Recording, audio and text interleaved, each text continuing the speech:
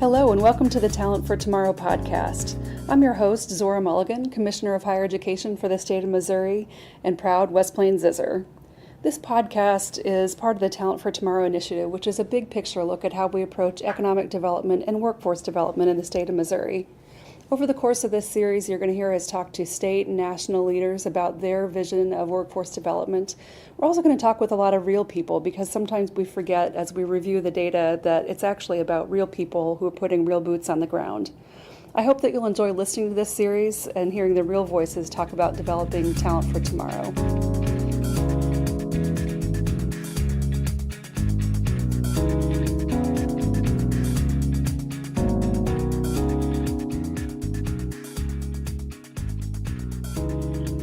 Hello, friends and partners. This is Rob Dixon, the Director of the Missouri Department of Economic Development, here today with Commissioner of Higher Education, Zora Mulligan. We are joined by some of our top regional and local community partners in economic development. With us on the phone are Jim Alexander from the St. Louis Regional Chamber, Tim Cowden from the Kansas City Area Development Council, John Maynor from the Cape Girardeau Area Chamber of Commerce, Josh McKim from Maryville, Nottoway, and Carolyn Chrisman from Kirksville. Really appreciate all you guys joining us today to have a conversation about really what we all know and believe to our core in economic development and in education, which is that if you're going to have economic development, you've got to have the talented workforce to get us there. So today's conversation is really all about that and your experiences on the front line as economic developers, as people who are engaged every single day with the business community of our state and trying to help expand our current businesses as well as to attract new ones to our state. So we just appreciate everybody for joining us. So this podcast is really designed to help our audience across the state, the folks who are interested in economic development policy, in education and workforce policy, really understand really what it's all about. So I'm interested, I'll start with you, John Maynor from Cape. When you talk with existing businesses in the Cape Girardeau area and also the companies that you're trying to recruit, what are their main concerns about talent and talent-related issues? It's been an interesting, with the recent Amazon HQ thing, we started to see some trends where companies would take a look and only consider areas that they believe have a certain concentration of either people or skill sets of people, that kind of thing. And I think that's becoming more and more part of the deal. So certainly there's no doubt that they can pull the demographics and they can look at those kinds of things. They have to be comfortable that if they're going to employ 250 people, and of those 250 people they need these certain skill sets, they have to be comfortable that those people are within the normal recruiting patterns for employment that are around in your area. Yeah. Carolyn, I'm curious from your perspective, is it different in a more rural area? No, it's exactly as John has stated it, that a lot of companies, they do know the demographics, and I know in our area we try to keep as a region labor studies that show kind of our underemployment rate or our retiree rate or maybe our stay-at-home moms or something, and what it would take to bring them back into the workforce, simply because as a community we need to have some way to talk with site selectors and let them know that sometimes there is a different story, boots on the ground, than what you're seeing with U.S. Census data or some other kind of data that doesn't drill down real deep. But no, John's right on target there. It's the same in a rural area. So, Carolyn, I think that's really interesting. As Rob and I have worked through this process and really started to think what we think are the most important drivers, we've really started to think of it in terms of, number one, getting more people in the workforce, and two, getting more people more productive in the workforce, and then all, with a solid undergirding of good economic development strategy. So one of the things I hear you saying is that you're kind of doing the former. You're trying to bring more people into the workforce. So even though maybe in Kirksville the population isn't growing, but you're trying to dig deeper within the resources that you have to bring more people back into the workforce or into the workforce. Am I hearing you right? Yeah, no, you're spot on. One of the labor supply studies that we're having done, measures some folks retire early, and some would love to come back into the workforce, even if it's 10 hours or 20 hours a week. A lot of them need to because of maybe health insurance costs or other things. And so, but how do you quantify that? And so we've really tried to quantify that for a variety of folks in our region. And so that's exactly what we have to do. As I kind of think back on some of the economic development projects that I've worked on, over my career, there's been a couple that really stand out to me, and I worked on one in Southwest Missouri, a Kraft Foods expansion, and it was an existing employer in Springfield, but it was essentially an expansion opportunity for us, but we were competing with other communities around the country who were looking at that as a business attraction opportunity. And business attraction and business expansions, kind of the existing business, new business divide, has kind of divided somewhat over the years, the economic development profession, so to speak. There's been folks that have kind of specialized in one or the other. But it seems to me that over the last maybe decade or so, at least since the recession, in terms of the way we go about winning an expansion or winning a new attraction project, have gotten a lot more similar than they used to be in that. It's a lot more analytic driven, that there's site selectors involved now for both expansion projects and for attraction projects. And I'm just curious, with the diverse group on the phone here today, whether it's an existing business or whether it's an attraction project, where does talent and workforce rank in the overall kind of list of variables, the deal drivers as we often like to call them, on whether or not a company is going to expand in our community or whether we're going to attract them in from the outside? But where does, kind of in the overall list of things that they're thinking about, where does talent rank? And I'd maybe start with Tim in particular, Tim Cowden. Talent is the first question that's going to be posed. It's going to be the last question before a decision is made on behalf of your community or region. And everywhere in the middle, there's going to be all sorts of questions about, can you help me identify, ramp up, and sustain a talent base? That's the lingua franca of economic development or site selection or site elimination today, is talent. And you have to present your region as an attractive place for talent to want to come and build their life and career. And then you have to be able to tell that story and back it up with data.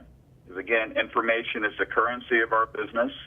You have to be able to provide that data to your client throughout the process, because they will ask you again at the beginning. They'll certainly ask you at the end. So that'll be the last question they have, is, can I get the people that I need to operate successfully over time? And then again, everything in between, there'll be all sorts of iterations about questions about talent. I just left a meeting where we have a strategy group that looks at foreign direct investment opportunities for the St. Louis region. Two of the members of our group just got back from a food processing and agricultural technology conference, very high-level investor conference in the Netherlands. And they said that every person they talked to that was considering coming to the U.S. or focusing on Missouri, it was, can you attract and retain the specific talent that I need to establish and grow my business in the St. Louis region? And as Tim was saying, I talked to a manufacturing business recently that's expanding. I said, what are your top three criteria? They said talent was all three. You just heard from a group of economic developers, including that last voice, Jim Alexander from the St. Louis Regional Chamber. I think the message is loud and clear. It's talent, talent, talent. That's the demand of the employers of today. We also wanted to talk a little bit about the past and what the past has to teach us in terms of this massive at-scale entry of new people into the workforce, largely through the conduit of higher education. Gary Kramer joined Rob and I for a conversation about the GI Bill and its impact in Missouri to help us think broadly again about big change at massive scale. Tell us a little bit about how the GI Bill impacted Missourians. Well, first of all, I think it's important to understand that it too was a product of history, that coming out of World War I, Americans had felt very disappointed with how veterans had been treated. So there was an effort in the 1920s to do something, and that pretty much failed. And in 1932, there was a March on Washington, the Bonus March. And so, first of all, FDR is the president of the United States, is trying to avoid that kind of thing. And he wants to really do something that is transformational. And so he gets Congress to pass, and he signs in 1944 this bill that is going to make it possible for these GIs to do a variety of things, including go to school and to have their tuition paid for, and also to get a small stipend. And it really is transformational. I mean, the war itself is transformational. So many of these Missourians like my father, had hardly been out of the county of their birth. Yeah. And all of a sudden, they're halfway around the world. They're in, in Australia, or they're in Europe, and they're seeing things that they had never seen before. And also, while they're gone, Missouri has been transformed. It's no longer this rural community of farmers. These were people who, in many cases, were not prepared for a post-World War II world. They had no skills other than their brute and their brawn. And so this opportunity was really pretty amazing. It is, absolutely. This conversation is personal for me on a couple fronts. And first off, Zora and I are both native Missourians, and I think share a true love for the history of our state. On the other hand, I'm also a veteran who used the GI Bill myself to go to college. And I'm just curious, from a kind of a global perspective, or at least as it's affected society overall, for me personally, it was absolutely a transformational opportunity in my life. There's no way that I could have come back home after serving overseas and gone to school as quickly and as successfully as I was able to without the GI Bill. And I feel like that was a tremendous experience in my own life. Has that same experience happened for our fellow citizens? Has it been overwhelmingly positive like it was for me, or have there been kind of ups and downs for them as well? I think it was very positive for the World War II generation. Right. But you got to remember, these are people who are coming out of an incredible experience, having defeated Yes. the Nazis, having defeated the Axis powers. There is a sense of there is nothing we can't do. Right. The world is absolutely open to us, and so that there is hope and there is optimism, and there's also a pent-up desire. These are people who had gone for 10, 12, 15 years really struggling through the Depression, not having the creature comforts that we all have come to accept. And so there's a pent-up desire. These are people who are motivated, incredibly motivated. That's one of the reasons why they change higher education, not just by their numbers. They overwhelm the colleges, especially the University of Missouri, but they're also transformational in who they are and how old they are and what their experiences have been. You're not going to tell a guy who is at Iwo Jima that he can't do this, that, or the other, or that he's got to wear a beanie because upperclassmen think he's got to go through a hazing process. It fundamentally transforms. It brings the working class to higher education. Prior to the GI Bill, I think you could argue that higher education in Missouri and elsewhere in the country was largely an upper class, certainly upper middle class, a multi-generational. These were not first-time graduate or students. These were people who were the children and grandchildren of people who had gone to higher education institutions. Not so with the GIs. They're rough, they're eager, they don't want to mess around. They come with a sense of seriousness and purpose and clarity. They want to make certain that what they are learning is applicable and is going to have the functional reality of them getting a job. So it's a very different experience on campus, and their numbers are astounding. There are some reports that during the war, the University of Missouri at Columbia, which of course was the only campus of the University of Missouri, I guess there was the School of Mines, declines to 2,000 or 2,200. And by the fall of 1946, there are over 10,000 students descending on Columbia, and 70% or more of them are veterans. And just the sheer challenge of housing and feeding those people is almost mind-boggling. It's hard to imagine what our society and economy would be like without such a generational transformation like that, as well as the kind of the ripple effects that has had. That if your grandfather went to school in the GI Bill, that would probably increase the chances that your father and your mother would, and then increase your chances as a student as well. So now we're going to pivot to the future and talk a little bit about the role of higher education institutions in educating the future workforce. We were joined in this conversation by Martin Vanderwerf. Mr. Vanderwerf works for the Georgetown University Center on Education and the Workforce. And my colleague Marty Leathers, who's Missouri's Director of Workforce Development, and I had a great conversation by phone with Mr. Vanderwerf. The downside is that because it was by phone, there were a little bit of connection issues, but I promise that it's worth listening to because this was one of my favorite interviews over the course of our podcast series. Mr. Vanderwerf works for the Georgetown University Center on Education and the Workforce, and by that alone, he's one of the top experts in post-secondary education and its impact on people who participate in post-secondary education.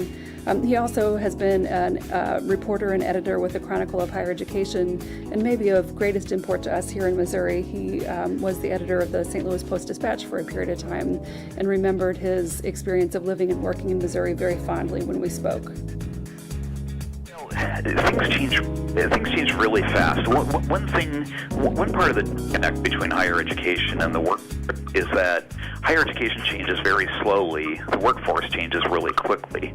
And so I could conceivably start a 4-year degree program in a period in which there's a lot of demand for that job, and end my 4-year degree program on time and find that there isn't that much demand anymore. Right. And so one thing that I think needs to happen, that needs to draw higher education and the workforce more closely together, is this idea that there needs to be kind of constant inputs into the curriculum, constant adjustments to what's really happening on the outside. We are not doing a disservice to students by considering what is happening in the outside world that's going to diminish or improve their job prospects when they get out. We're actually doing a service to students by doing that. But that's not really what's happening right now. And that's when we talk about the disconnect between workforce and higher ed. And I like to say mostly post-secondary, because higher ed covers so many different things, from nonprofit colleges to community colleges to 4-year institutions, to certificates and associate's degrees, not just 4-year degrees. But we're not doing a great job right now of connecting the two.